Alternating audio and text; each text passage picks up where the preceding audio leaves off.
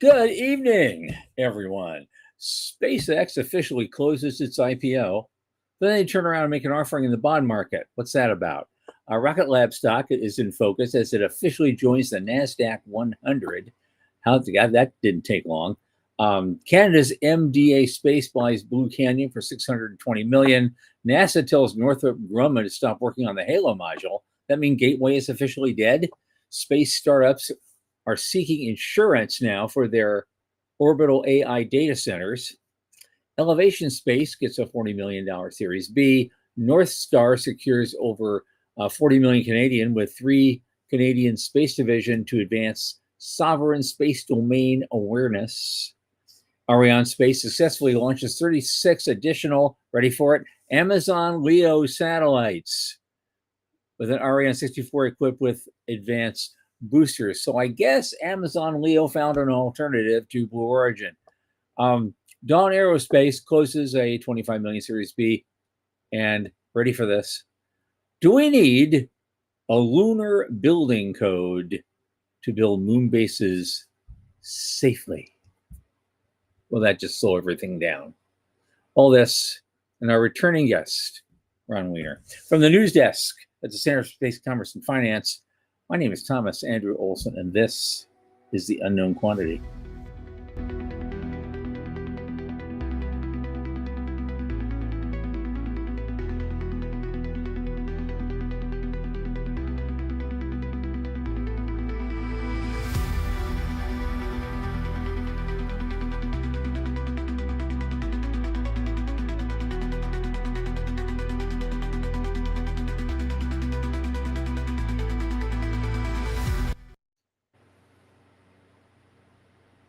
As you know, this show is hosted by the Center for Space Commerce and Finance.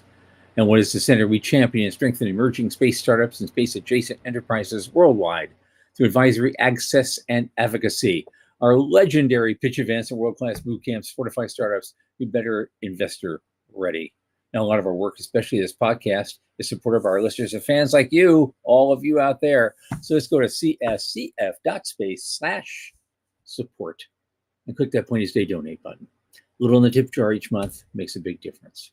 Don't forget to like and subscribe and tell your friends. Speaking of friends, my oldest space friend, Michael Lane, who just finished offering communion to our guest this evening, is here with me. Michael, come on in. Hey, how's things? You're trying to initiate him to your new religion. Yeah, right on. How's things? What's going on? Okay, well, actually, I went to the gym today. I went back to the gym for the first time in like a month. And now I'm just a wreck, of course, because you haven't been in a while. I was like, oh man, what did I just do? Right. You know, no time for a nap today. Forget that. I got a show to do. You got stuff to do.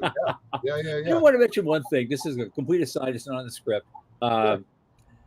Today is June 22nd. That would have been my mother's 98th birthday. She left us in 2012, but she would have been 98 today. So thanks, Mom, for everything, and still miss you. Yeah, that's kind of what's going on in my world. What's going on with you?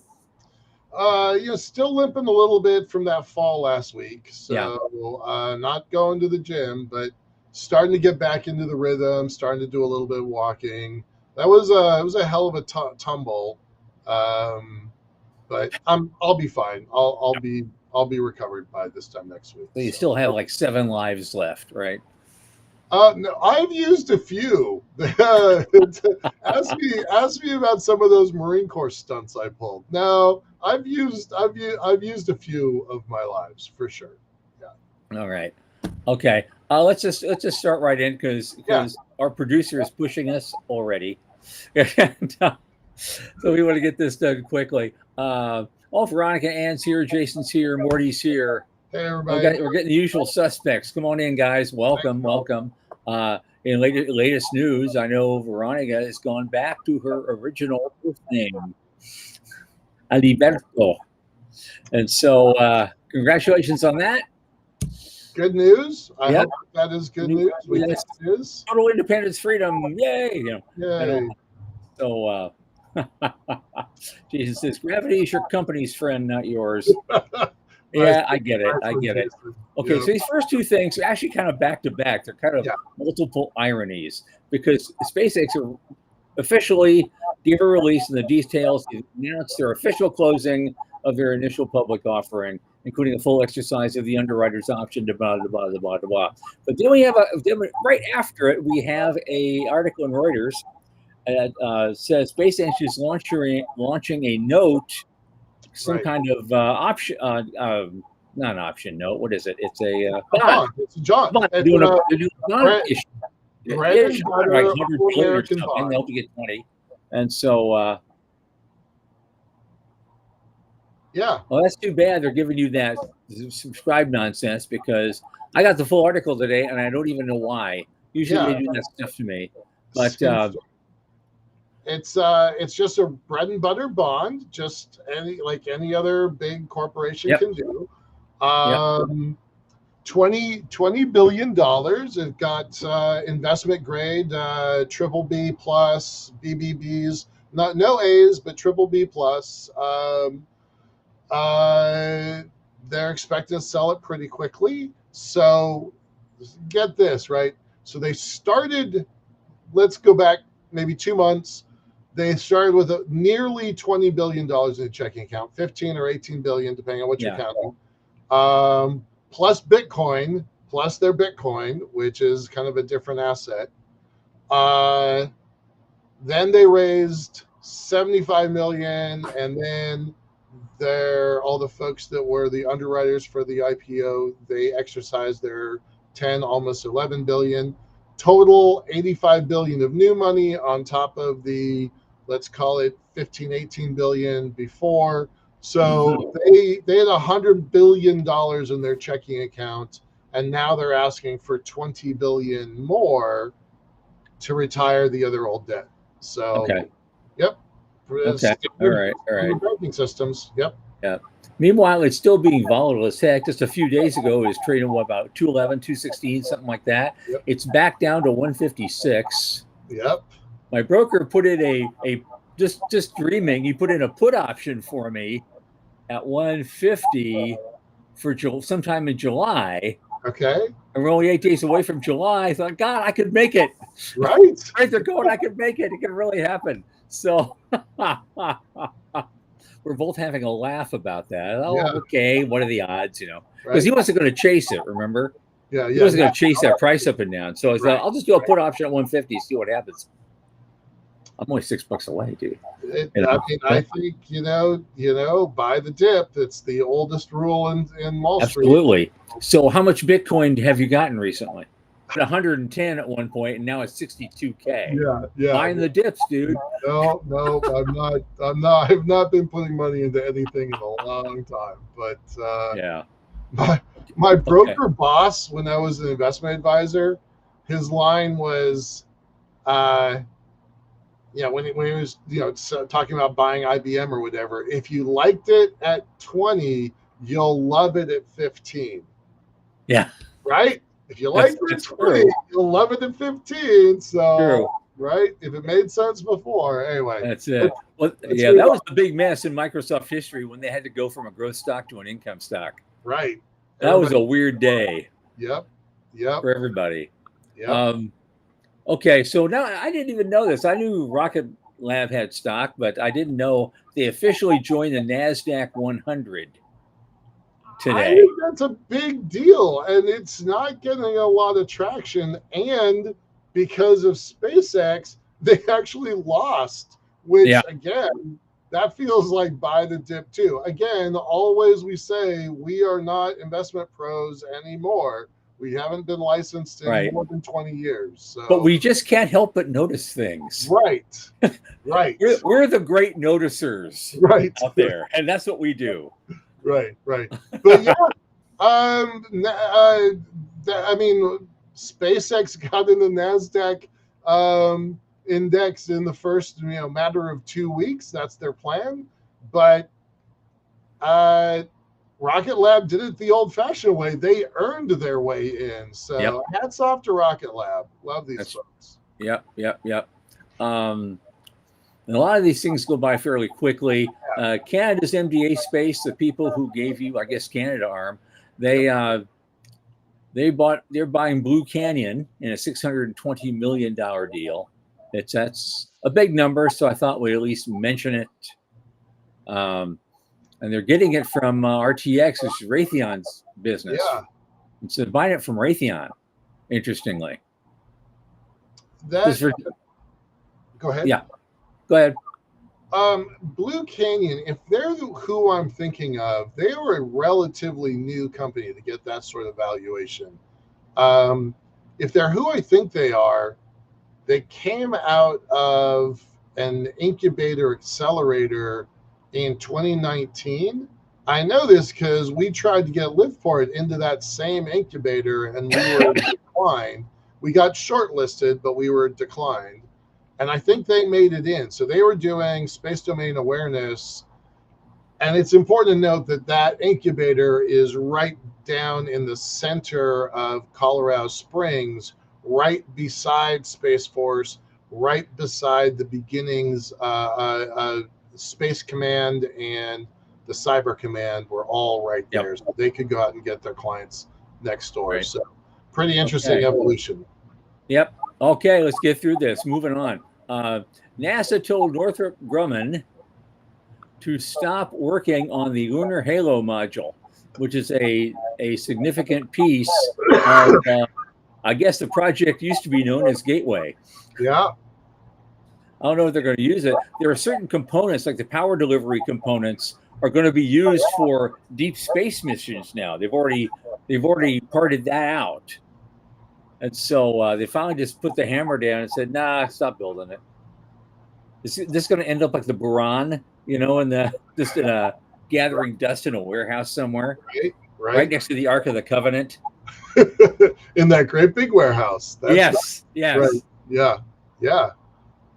No, it's true, though. I wonder what's going to happen with this thing. This one flagged my attention because I'm like, space station? L1 counterweight. What could I use that thing for?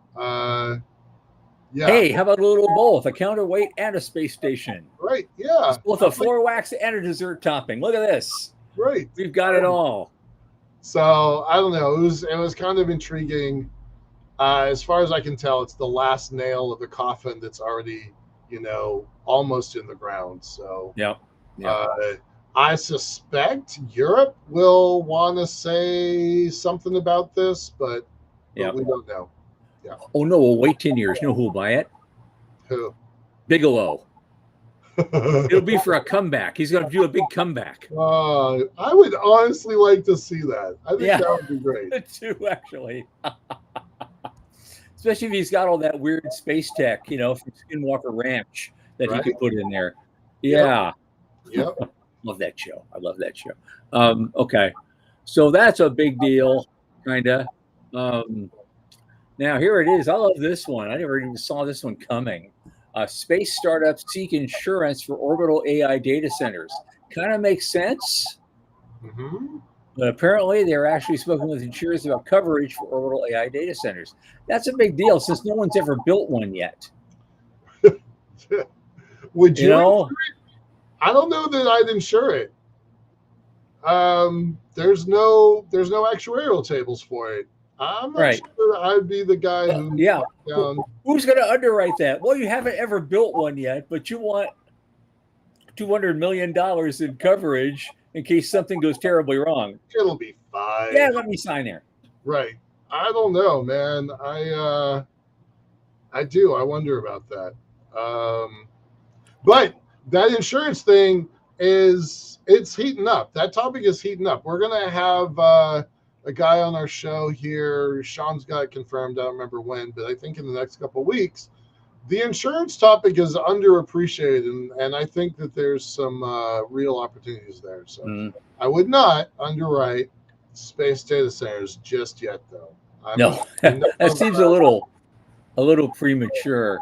We had a guy on our team, Tom, a different Tom, that he would say he was a 51% believer in space elevators. So right on the edge, like on the side, but right on the edge.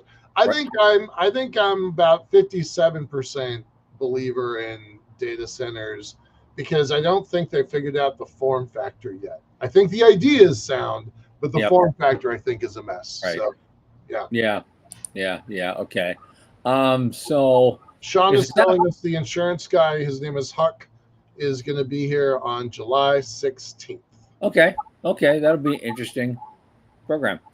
So Elevation Space, which is apparently, I don't know, in Japan, they're developing space to Earth transportation down mass, as well as an environment utilization and recovery platform. They've raised $40 million in their B round to a third-party allotment of shares. That's the largest funding round they've had in their history.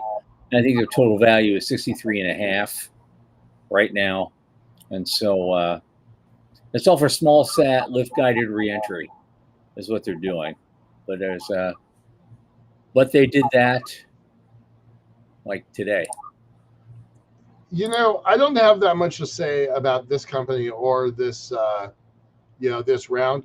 What I do want to point out to y'all is that they listed their investors, and to me, that is a target list. Like, oh, I should call them and them and them and them and them and them. Yep. Now they'll most likely say no, but I always like seeing other investors' lists because that's useful. So, yeah. Yep. And more money. A company called North Star secured 40 million Canadian with 3 Canadian Space Division, whatever that is, to advance more sovereign space domain awareness. Here's that word, the S word coming in again. Sovereign. Yep. This is interesting because if this comes in basically in the same week as the MDA play, that's also space domain awareness. Yep. I wonder if this is positioning Canada for Golden Dome money. I bet you it does. Bet it is. I'll bet it is. I hadn't thought that through, but Golden Dome would include them. So yeah. Right. 2 different space domain awareness deals in a week from our northern partner, which is basically our northern buffer to the Russians. Yeah. Or Chinese, coming over the Arctic. Yeah. I bet you that's a Golden Dome play. I didn't really think about that until both of them came in online at the same time. Pump and dump play. That is so totally true. My God. I mean, look, wait. I mean, you're making fun, but look at Canada's history. Canada has played the ESA versus NASA card so well, balancing between both of them and pulling money in from both directions. They're very good at that role. And so they've read the tea leaves. They've looked in the crystal ball. They look at 185 billion. Some people argue 1.2 trillion in Congress. They're looking to get some real numbers behind that. But either way, a space domain network from our northern partner makes some obvious sense. It's part of the reason why we were looking at annexing or invading Greenland or buying Greenland, right? For that exact same position. So, yeah, that makes sense. I'm just spitballing here, but I think it's on the right path. All right. Okay. Couple things to go because I want to get that last one. It's going to be so funny. There's another money guy. Dawn Aerospace closes 25 million Series B to accelerate global expansion of reusable space transportation. They've got an Aurora space plane, they say. They got 195 million post-money valuation led by Balerion Space Ventures. And they're based out of New Zealand, apparently. We talked about them last week, and this this gives more information, a little bit about who they are. They've got some of the stuff sitting in their Dutch assets. When we were talking before the show with Ron, these folks are some of the folks that are thinking about doing some of those in space, can we have babies experiments. Right. Lab on a chip kind of stuff. Right. So, yeah. Um, yeah, pretty neat. But interesting company, and they're going to do some stuff in Oklahoma too, I guess. Oh, I hadn't seen that. Yeah, it's near the end. Yeah. Is that the fabled Oklahoma spaceport, the O Prize that those folks were talking about 20 years That ago? would be a good question. They don't say that part. They just Holy say, cow! yeah, I mean, think about that. All right, so let's explain to folks the O Prize. So there was the X Prize that everybody's excited about for $10 million to get to orbit. Oklahoma, back in 2000, call it 2005, let's just say, they offered a $20 million quote unquote prize of tax credits and other incentives for companies willing to domicile in Oklahoma. And they had a few takers, some of them that we laughed at for a while. yeah. None of them that actually survived past the X Prize competition. But I can't think of any other reason why you'd put something in Oklahoma. So that's interesting. Well, maybe there's testing stuff.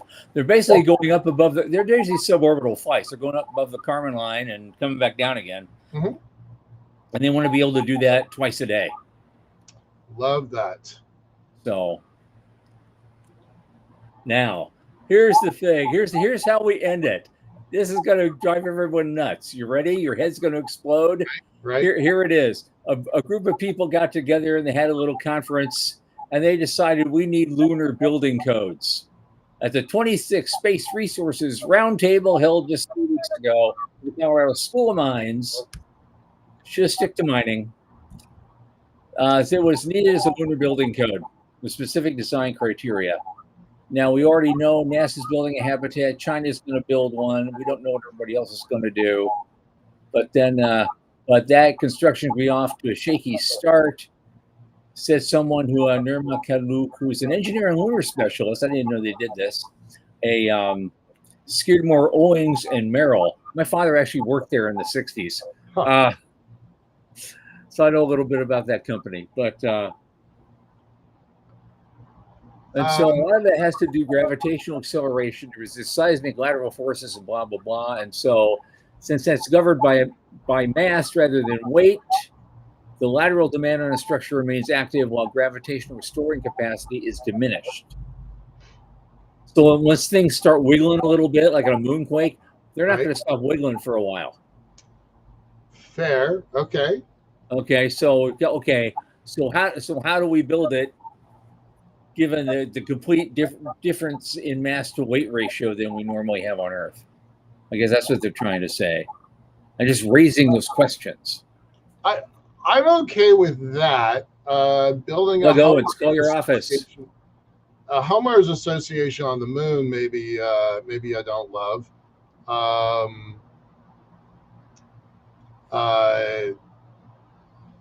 Because I think I can think of a lot of ways that can go south fast. Yep. But I love Leonard David, right? The author here. So, I'm gonna give the topic a little bit of the benefit of the doubt because he's seen a lot of wackadoo things in his 40-year career. I think we do need to have standards. I 100% agree with standards. But they should be established through hard work and actual like in place. You got to start. You can't learn anything about this till you start doing it. Right.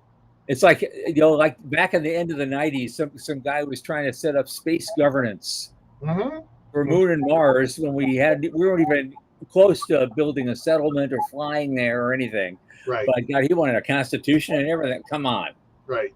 Let the Martians figure that out when they get there. Right. Right. And so this may be a similar problem. Yeah. And Sean is right. There's one thing I didn't mention, just to close it up. It doesn't even have to be posted, but apparently a whole bunch of satellites for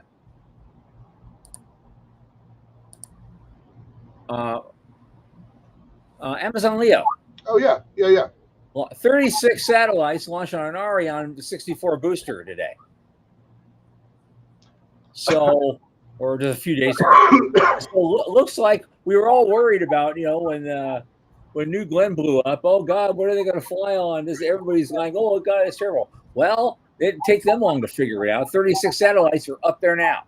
Well, okay, that actually was part of a mass block that they bought back about 3 years ago. This is not a reaction to the launch pad explosion. Mark my words, it will be. They're already making new deals right now. You can bet money. Yep. That was the point. Yeah. No, it's good. It's great. I am very happy with it. I'm going to just post Jason's comment here. Yeah, SpaceX is building a new dedicated return vehicle, Starfall, super cool looking, very big, does put Varda in the crosshairs, but we're a big fan of downmass from space, things created on orbit and coming back home. So bad news for Varda, good news for the world. So curious to see what they do with this. Thanks, Sean. Thanks, Jason.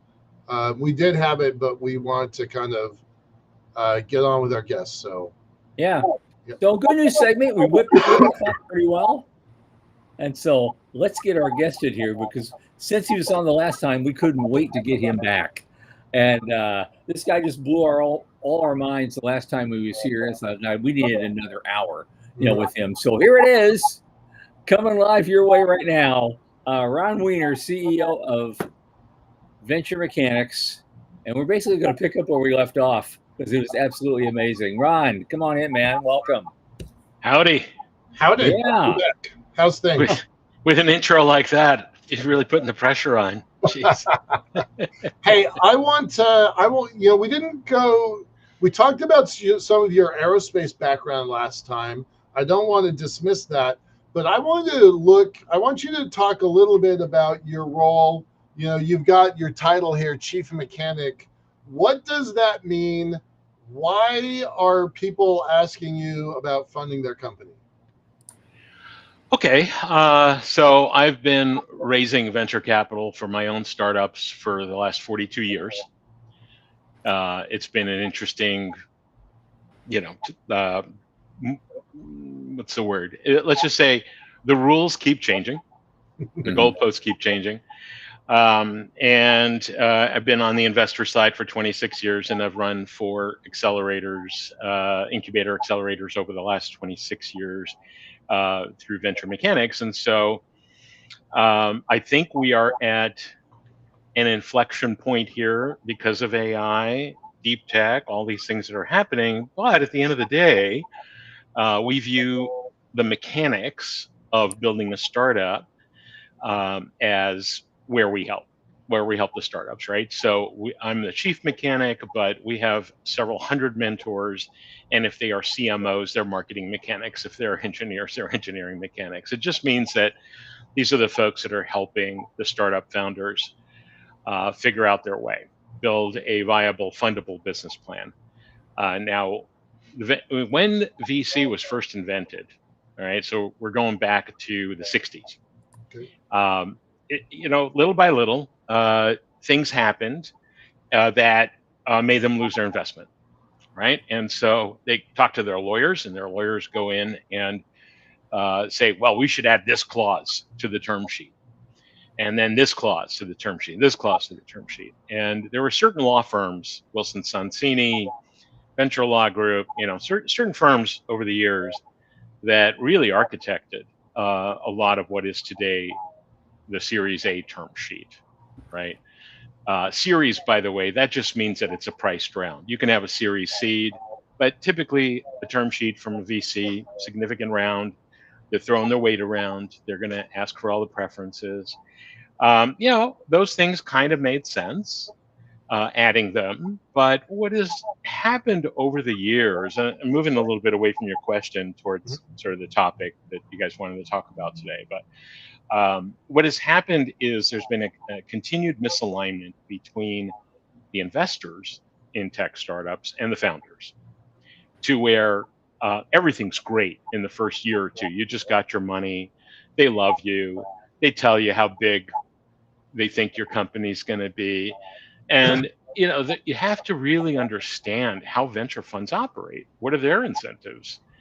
And the longer you go, the more misaligned you become. And in fact, the worst nightmare is you got a Series A VC on the board, you got a Series B VC on the board, you got a Series C, D, E, F, G, H, and they all have different timelines of when their funds need to harvest the deals.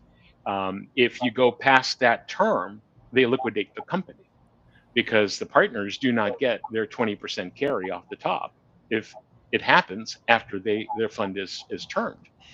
And so it's typically 10 years, sometimes with a 1 or 2 year extension. And with deep tech, you have funds that are 15 years suitably. But the books that I published last week that you've passed out here, it was originally entitled, I'll say it on this podcast, it was originally titled Lawyers, Venture Capitalists, and Other Useless Roadkill. And at the last minute, I asked Claude to come up with a new title because I was afraid of offending some VCs and lawyers that I'm still doing business with every day. And so it changed it to Other Useful Predators. I thought that's pretty cool because anyone, any lawyer or venture capitalist reading this is probably going to go, yeah, I'm a useful predator, But AI has changed everything, right? And obviously, I mean, if you go into Google and you just ask for founders talking about getting shafted by lawyers and venture capitalists, you're going to see an incredible volume of work, right? But it's getting worse and worse and worse. And AI has come along all of a sudden and made it 1/10 of the cost to launch a company compared to 2 years ago. Last time that order of magnitude drop occurred was during .com days, right? And so now it's 100th of what it was 25 years ago. Yep.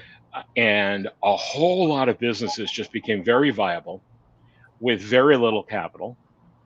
We here in our own internal incubator, what we call Venture Forge, it takes us about 3 days to launch a company right now.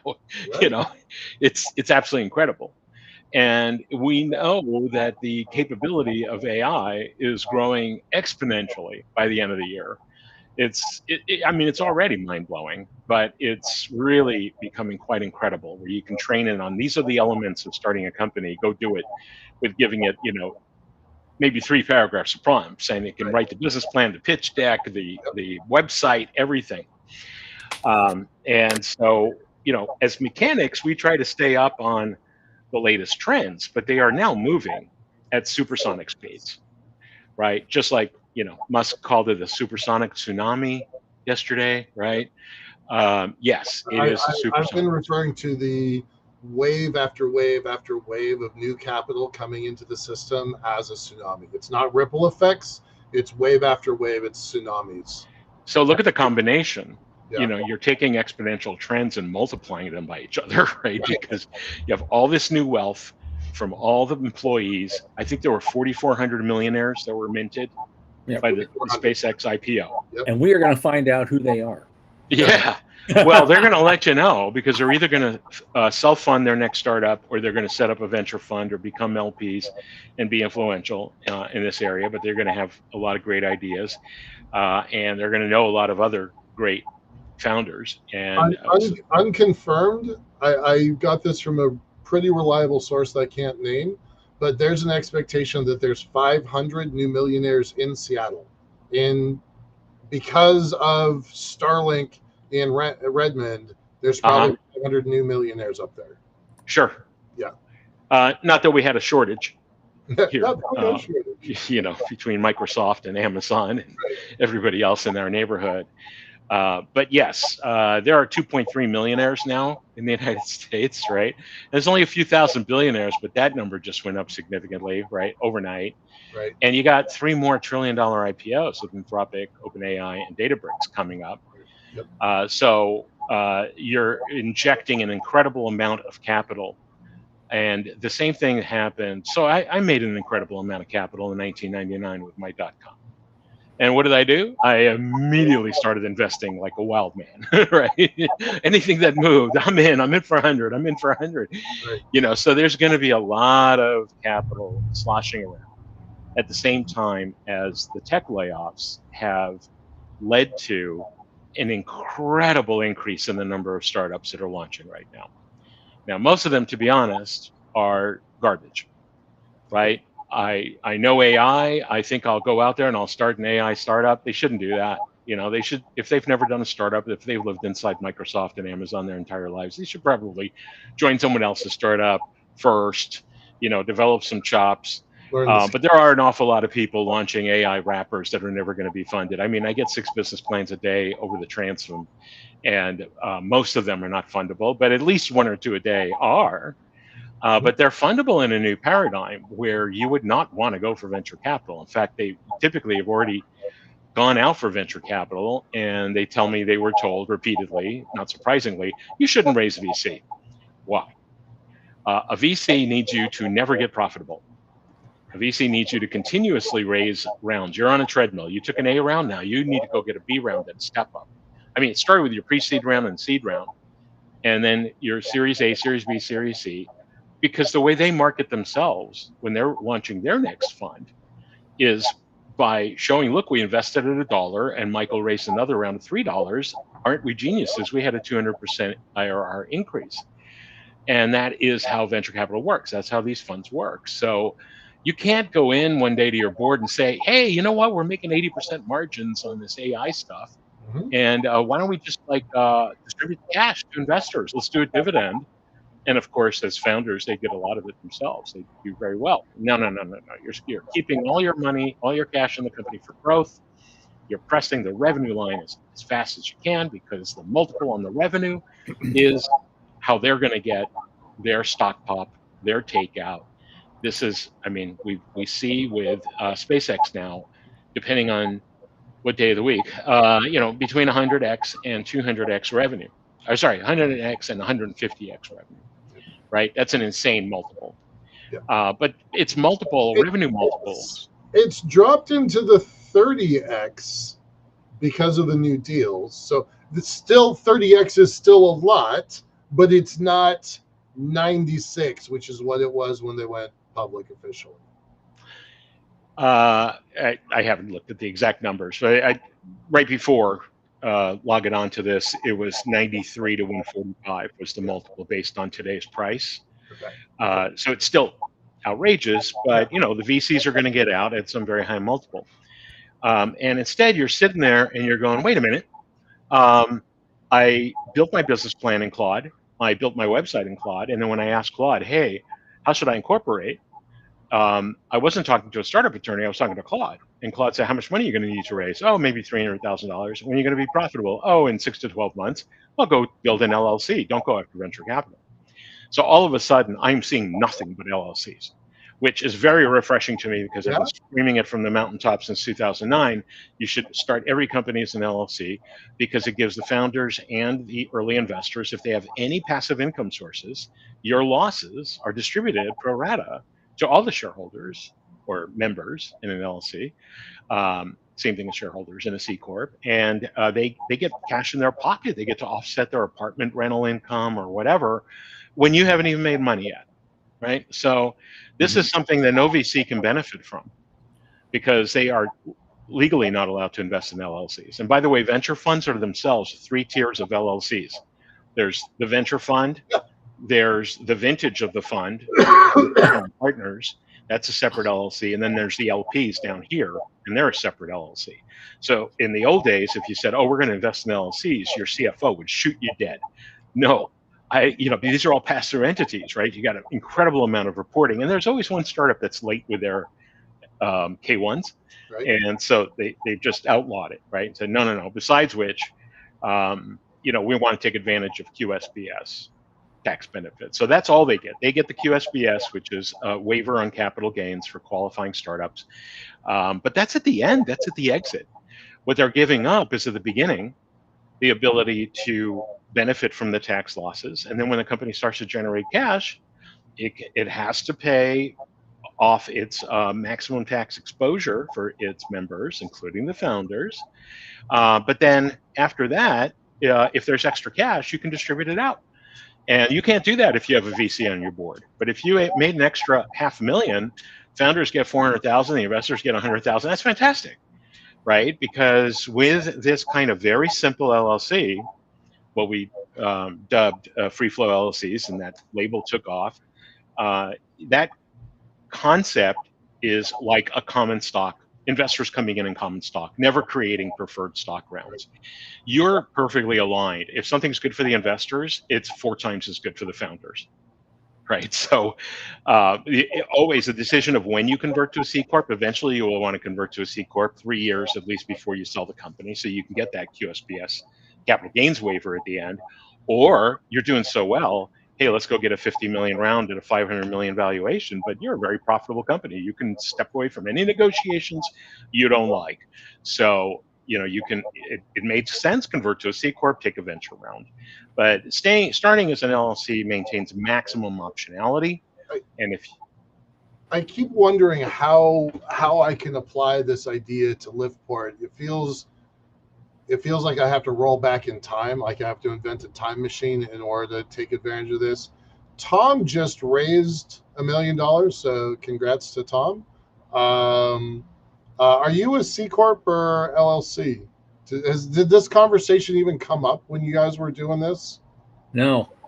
No, I don't think so. I don't think. No, we're not an LLC. We're a privately held company in the UK. Their rules are different. Their rules are a little bit different, but actually quite comparable. They have the equivalent of QSBS. They have other investor incentives, and so does Canada. In fact, a gentleman took my the earlier book, the one on free flow LLC's field guide, and he made a Canadian version of it with full credit. It was very nice of him to do that. I was going to do it eventually, and I've been talking to some people on LinkedIn in the UK, and we're going to create a UK version of that guide as well. So we just gave that out to the world, right? It's actually very, very simple. It's the law firms that over the years made things more complicated. They have cleaned up no matter what. So let's look at the math, right? You've got all these venture funds, thousands of venture funds, each one investing the point of it is that founders who get a pre-seed round and then a seed round and a price round and eventually an exit, only 1% of them, only 1% of those founders get wealthy. Okay. Mm-hmm. Even the 2.5% that have returns to investors after the waterfall of you got to pay off your venture debt, this investor had 2x liquidation preference, et cetera, like the case of FanDuel, sold for $465 million, the founders got 0.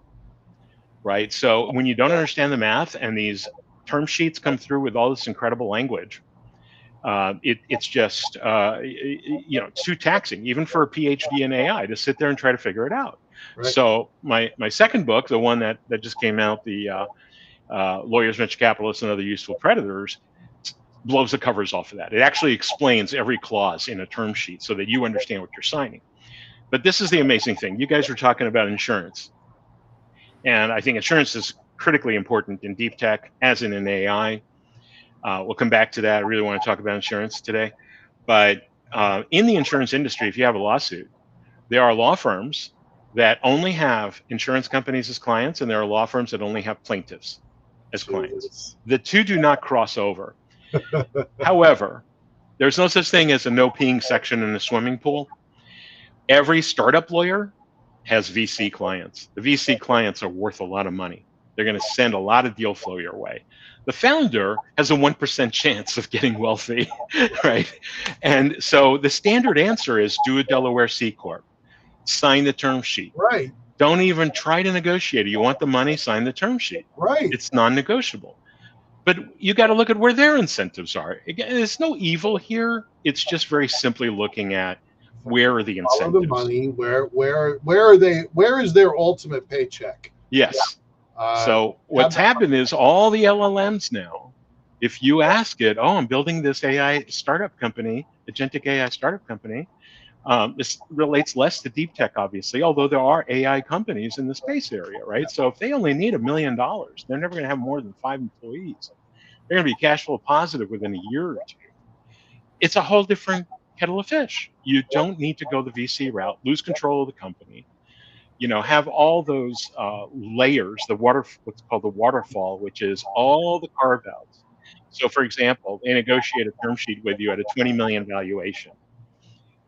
But before their money comes in, you have to expand your option pool, right? Say, oh, we got to take the option pool up to 20%. That dilution is coming off the founders. If there's ever a down round, that they have what's called a ratchet, anti-dilution ratchet. They get made whole. If they bought 13% of the company before, they keep 13% of the company. It comes out of the founders when there's a down round, again and again and again. So I post a lot on LinkedIn about this, one at a time. You're going to see in July, every day in July, I'm posting, one of these things for founders to understand. So anyway, times have changed. It's really, really interesting. A lot of really cool companies can be created with almost no money now. And when you think of the other aspect of this, really, really important to understand, is that venture capital is a game of winner takes all. So you hear that in tech, there's typically 2 or 3 winners. There were hundreds of rideshare companies launched. You can name Uber, Lyft, and Waymo. Yep. Right? In agentic AI age with these LLCs, you can have 50 companies, all profitable, selling software to dental practices, right? There is no more winner take all, and so they don't have it. And they raise $1 billion. They got to put it to play. They can't just sit on it. So they need deals that consume a lot of hardware. Well, deep tech is one of those places where you're not going to be able to get away from VCs very easily. But everyone who intends to launch a startup in space needs to read my book, because you need to understand those term sheets, what they really mean, and imagine the down scenarios. Right there is a cataclysmic economic event every 6 to 10 years. That's between COVID, 9/11, go back into mortgage crisis, always is, right? And that tends to create down rounds when that happens. A lot of companies get flushed out. A lot of venture funds get flushed out. I'm writing a new book now that'll be out in a month or two, called Behind the Velvet Rope, right? And it's for investors. And sure, you hear about venture funds that have incredible returns. They invested in Anthropic secondary shares or something, right?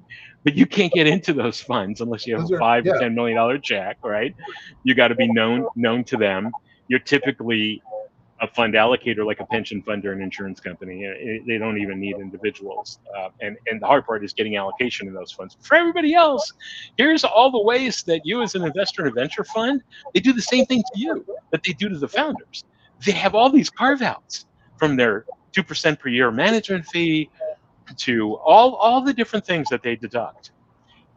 And so you get actually like a fraction of what you would have gotten if you invested directly in the company, yet they convince you that they will have outsized returns because they're really smart. Right. And when 93% of them have no operating experience, never built a startup in their lives. They went from Stanford straight to the venture fund, right? Yeah. So anyway, I think it's an amazing time, because at the end of the day, every time we've had an inflection point like this, like we did in 1997 with cloud computing, we call it cloud now. Back then it was client server, then it was ASPX, remember? Eventually they say, oh, cloud computing, okay. And now with AI, it changes who can build, who can start a company. And a physician who doesn't know anything about programming can sit down, talk to Claude, write a business plan for the medical space, and launch a business plan and start generating revenue literally in 3 days. So it has changed who can go into the business dramatically. He doesn't seem like he's on today, but we actually have a medical doctor who's a regular on our show, and he's got a nonprofit, a space-focused nonprofit, but he took a couple weeks. He wrote a book about space and about commercialization of space and the moon, Mars. Sorry. Yeah, I mean, it's very doable. These tools make it so easy.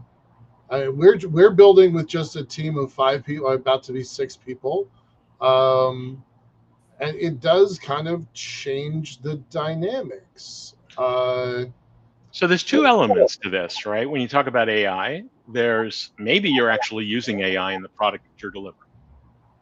But the more important part is actually building your company from scratch to basically use AI in place of people, right? You don't need to hire the same number of people as you used to before, whether it's engineers or administrators, even salespeople. The AI can do a lot of the functions of a salesperson more efficiently, be a tool for them, and you need one or two salespeople instead of a 10-person staff. That changes all the economics. So it's really learning how to use AI. Why is that important? You look at incumbents, you look at niche markets that had two competitors for 40 years. And those two competitors are still shipping Fortran and COBOL code. They've never had any real predators around, right? They're like the Kakapoo in New Zealand, you know. And all of a sudden, a guy comes in and is like, "Hey, you know that software is really ancient. I can build this whole thing in AI and show clients how we can process their engineering, their development efforts in a week that used to take 5 months with the incumbent software, and we're going to kill it, and we're going to kill them." So incumbents are too slow to move because they always look and say, "Oh, but we're still making sales," right? Yeah. Yeah. So the first reaction of an incumbent is defensive, right? Any large corporation is defensive. And if they're a big enough corporation and they see a bunch of startups popping up, great, sit back, wait for the one that's going to succeed and buy them. Except it's not going to be like that anymore. Now there's going to be 50 of them, and they're all biting at your ankles. And you're going to sit there one day and go, "Well, we can't stop supporting our current platform while we go hire people and learn what to launch." Oh, wait a minute. You know, will any of these guys sell to us? Well, why should they? You can't afford them anymore. It's like that time span is going to go so quickly. There's going to be a lot of lumbering giants that are just going to fall like the ah-ahs in Star Wars, right? They're just going to, you know. Oh, it might even be worse than that. I was talking to a buddy of mine about a year and a half ago. He was playing with AI for the first time, and he does a lot of big deep background, web coding, right? And so he asked the AI to do some coding with him, a specific thing. He figured himself it would take him about 2 or 3 weeks to write this. And he put all the parameters in, and the thing wrote the code in about an hour. Yeah. And it was perfect. Every line of it was perfect. There's probably 300 lines of code, 500 lines of code. Is perfect. And he just sighed. He looked at me through the screen because he's from Thailand. We're having a Zoom call. And he says, "Tom, this thing is going to replace India." The whole damn thing. So we've got one of our guys. We're looking at the moon, right? And how much sunshine is it going to get during its 14-day cycle? He went to NASA, found a public database, dropped it into our bespoke AI tools, and in a matter of minutes, he plotted out on such and such a day at such and such a time, are you in sunshine or shade? Yes or no? And what's the temperature? Yeah. That kind of work, I have no idea how much time that would have cost. It's unreal. I have a drone company, and we were talking to a customer that was an airport, and they said, "Well, why don't you site your drones on the airport, and you can also serve the community around us?" And so I jumped on while we're on the call, and I asked Claude, "Hey, what percentage of the population lives within 30 miles of one of these airports?" And we were specifically looking for the 2.5% of airports that have scheduled airline service, and therefore have what are called ARF units, so fire trucks, right? Mm-hmm. And it came back in a minute saying 93% of the U.S. population lives within 30 miles of 2.5% of the airports in the United States, right? Wow. Like, oh my God, that would have been so hard. We'd have to build a database, collate data, right, and try to figure it out with, MSAs and all this stuff. Oh my God, absolutely incredible. So there's no end in sight. It's just getting so much more powerful every single day. But I want to talk a little bit. Okay, go ahead. I want to talk a little bit about insurance because this keeps coming up. And if you look at any major infrastructure, and there's no question AI is now major infrastructure for Yes, everything. dependent. And you look at every major infrastructure, like the finance system, the banking system, right? Real estate. Any major institution has grown slowly enough that the government could put in regulation, and insurance companies can figure out, well, if you have FDIC insurance, your risk is this, and if you don't, we're not gonna back you, right? Right. Yeah. But you have to have actuarials, and of course, in space, there's tremendous risks, pretty much akin to pushing your ship through the Strait of Hormuz right now. And the reason there'd be a lot of those ships would be attempting to go through, except their insurance companies say you do that, your insurance is off, right? Right. Yeah. So they ultimately control everything. But right now, if you went to an insurance conference, this is the amazing thing. They are talking about how are we going to assess the risk of these moonshots? How are we going to assess the risks of AI? And so they're very, very busy on the next renewal of every liability policy of any kind, errors and omissions, directors and officers, product liability. All of them are carving out claims due to AI failures or hallucinations or whatever, right? Because we already had 2,500 lawsuits filed. The big one, Mercor, is $1 billion suit. And this is 2010 all over again, when cybersecurity became a thing. And they were caught flat-footed and paid out billions of dollars before they said, you know what? We're not covering cybersecurity in your standard policies. You have to get an endorsement or an add-on policy. There are dozens, if not hundreds, of insurance companies launching right now, all attempting to create products to cover you for AI. Why is that important? Well, let's say you're a B2B software company. You want to sell to this enterprise customer, and the enterprise customer says, you know what? Our CFO has told us we need to get any AI software that we're using, they have to indemnify us. So do you have an insurance policy to indemnify us? Well, no. Well, what's your balance sheet look like? Oh, negative. I'm a startup. Oh, yeah, we can't buy from you, right? So like at least a third of the companies currently out there that are AI companies trying to sell to enterprise are going to find this out when they're trying to make the sale. There's a lack of governance. There is a lack of insurance. There is a lack of understanding. And now think about how hard this problem is. What corporation isn't using AI in every single corner of the company? Right. I would close Liftport without access to AI tools. It's that important.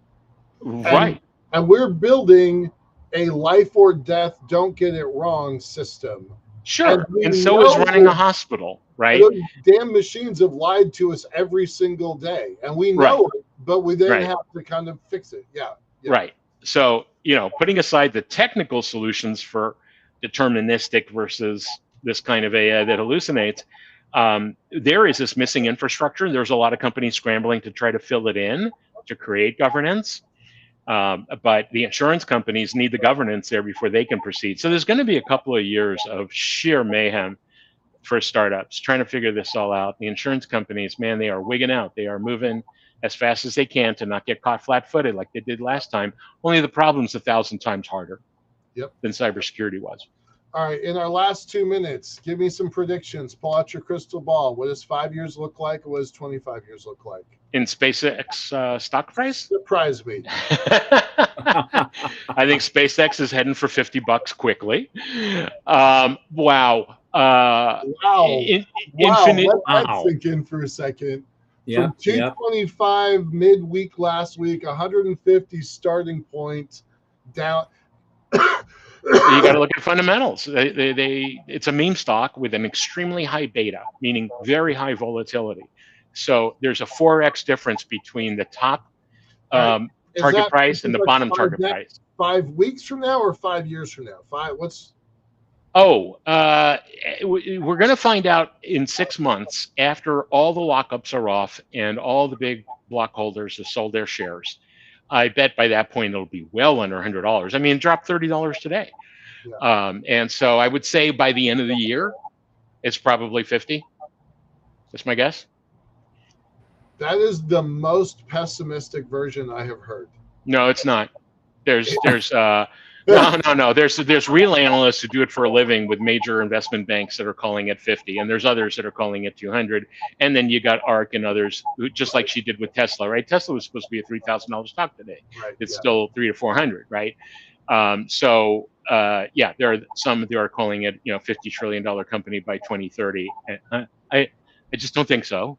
No. There's this thing called gravity. My favorite comment somebody posted on one of my SpaceX LinkedIn posts was, if only he could use the chopsticks to catch the share price, Mechazilla to catch the share. Well, he's not going to be able to, right?